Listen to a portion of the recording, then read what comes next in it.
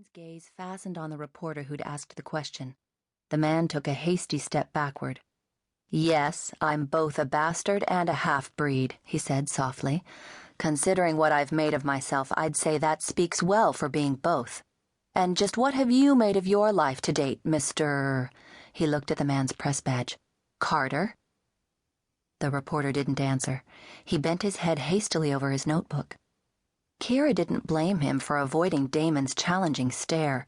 She wasn't sure she would have had the courage to look Damon in the eye at that moment. How unnerving to experience the lethal swiftness with which he could change from neutrality to attack.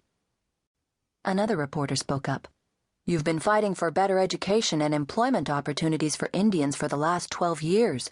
Though I'm sure it's very laudable, don't you believe that a lot of what the American Indian experiences today is due to resentment of his savagery in the past?" "No," Damon responded quietly. "I think his present situation is due to the fact that he wasn't savage enough." But he would have been savage enough to hold what was his, Kira thought. She shivered. Oh, Lord, what had Marna gotten her into? A small, graying man with a wide smile on his plump face had gotten out of the front seat of the Rolls. He was also dressed in a tuxedo, and he spoke as he stepped between Damon and the reporters. "Mr. Damon will give you a statement about his involvement with the Indian Heritage Center during the intermission. I'm afraid you'll have to excuse him now. It's time for him to go to his box." He plowed ahead, running interference for Damon with the media, fending questions as fast as they were fired. As they entered the lobby, the crowd closed around them, hiding Damon from Kira's view. She drew a deep breath and tried to relax the muscles of her shoulders. Until Damon had vanished from sight, she hadn't realized how tense she'd become while observing him. Maybe it would have been better to beard the lion in his den without any prior knowledge of him. At least she wouldn't have been nervous. Heavens, how silly she was being. She'd been dealing with powerful people since she was a child and shouldn't be intimidated at all by Zack Damon. But then she had never been a supplicant before. Begging for help for the first time was bound to put butterflies in anyone's stomach, she reassured herself. In a swift gesture of bravado, she tossed the hood of her cloak back. A mass of riotous auburn curls tumbled over her shoulders. She stepped quickly out of the alley and walked briskly down the street to where her taxi was waiting. The time for hiding in the shadows was over. It was time for her to act with her usual forthrightness and to accomplish her task. Perry Bentley firmly closed the door of the box, shutting the reporters out. His genial smile vanishing, he turned to his employer and spoke rapidly. "Johansen called on the car phone just after you got out. Princess Rubinoff was in the crowd in front of this auditorium." Damon's gaze flew to Bentley's face.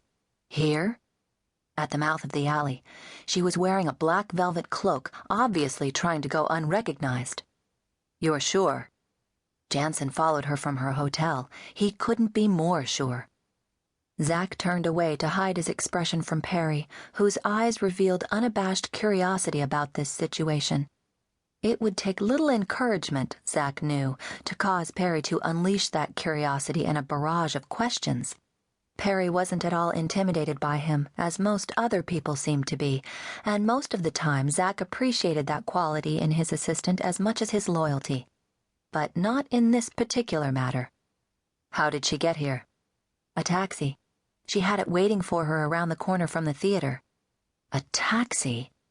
Zack muttered a brief, explicit curse that caused Perry to lift his brows in surprise.